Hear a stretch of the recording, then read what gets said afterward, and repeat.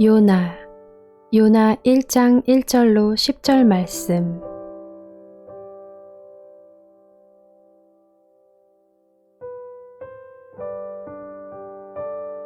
주님께서 아미떼의 아들 요나에게 말씀하셨다.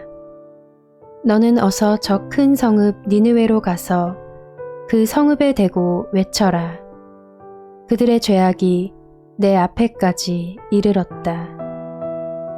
그러나 요나는 주님의 낯을 피하여 스페인으로 도망가려고 길을 떠나 욥바로 내려갔다. 마침 스페인으로 떠나는 배를 만나 뱃삭을 내고 사람들과 함께 그 배를 탔다. 주님의 낯을 피하여 스페인으로 갈 셈이었다. 주님께서 바다 위로 큰 바람을 보내시니 바다에 태풍이 일어나서 배가 거의 부서지게 되었다. 뱃사람들은 두려움에 사로잡혀 저마다 저희 신들에게 부르짖고 저희들이 탄 배를 가볍게 하려고 배 안에 실은 짐을 바다에 내던졌다. 요나는 벌써부터 배 밑창으로 내려가 누워서 깊이 잠들어 있었다. 마침 선장이 그에게 와서 그를 보고 소리를 쳤다. 당신은 무엇을 하고 있소? 잠을 자고 있다니. 일어나서 당신의 신에게 부르짖으시오. 행여라도 그 신이 우리를 생각해 준다면 우리가 죽지 않을 수도 있지 않소? 뱃사람들이 서로 말하였다. 우리가 어서 제비를 뽑아서 누구 때문에 이런 재앙이 우리에게 내리는지 알아봅시다. 그들이 제비를 뽑으니 그 제비가 요나에게 떨어졌다. 그들이 요나에게 물었다. 우리에게 말하시오. 누구 때문에 이런 재앙이 우리에게 내렸소? 당신은 무엇을 하는 사람이며 어디서 오는 길이오? 어느 나라 사람이오? 어떤 백성이오? 그가 그들에게 대답하였다. 나는 히브리 사람이오. 하늘에 계신 주 하나님, 바다와 육지를 지으신 그분을 섬기는 사람이요.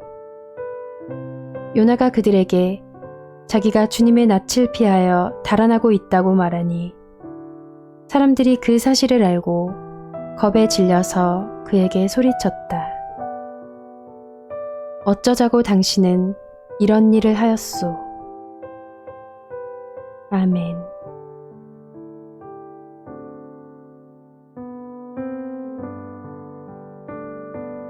요나는 성도, 니느웨는 하나님이 원하시는 곳, 다시스는 내가 원하는 곳입니다. 다시스로 가는 배는 내가 세상에서 성공하려고 내 방법으로 하나님의 뜻을 저버리고 내 마음대로 내 뜻대로 살아가기 위해 택한 세상 방법입니다. 풍랑은 결국 내 고집대로 살려다가 하나님의 뜻대로 살아가지 못하므로 하나님이 우리를 다시 하나님의 뜻대로 인도하시기 위해 주시는 신호입니다. 요나 한 사람으로 인해 같이 한 사람들까지 풍랑으로 힘들게 됩니다. 예수님의 사람이라면 우리를 통해 가족이, 이웃이, 나라가 예수님을 믿고 복을 받아야 하는데 오히려 그리스도인들 때문에 함께한 자들이 심판을 받게 된다면 하나님께 죄를 범하게 됩니다. 제비가 요나에게 뽑힌 것처럼 아무리 내 방법으로 세상을 살아가고 내가 원하는 대로 하려고 해도 결국 하나님이 원하시는 대로 가게 되어 있습니다.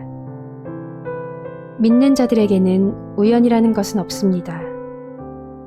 항상 하나님의 뜻을 생각하며 나아가는 자들이 되어야 합니다. 주님께서는 큰 물고기 한 마리를 마련하여 두셨다가 요나를 삼키게 하셨습니다. 더 잘 살기 위해, 편하기 위해 열심을 냈는데 세상에서 가장 밑바닥을 경험하게 됩니다. 하지만 그것이 끝이 아니고 이제 또 다른 시작임을 알아야 합니다. 하나님은 사랑하는 자들에게 소망을 주십니다. 요나는 돌고 돌아서 니느웨로 다시 오게 됩니다. 우리는 하나님이 원하시는 방법으로 살아야 합니다.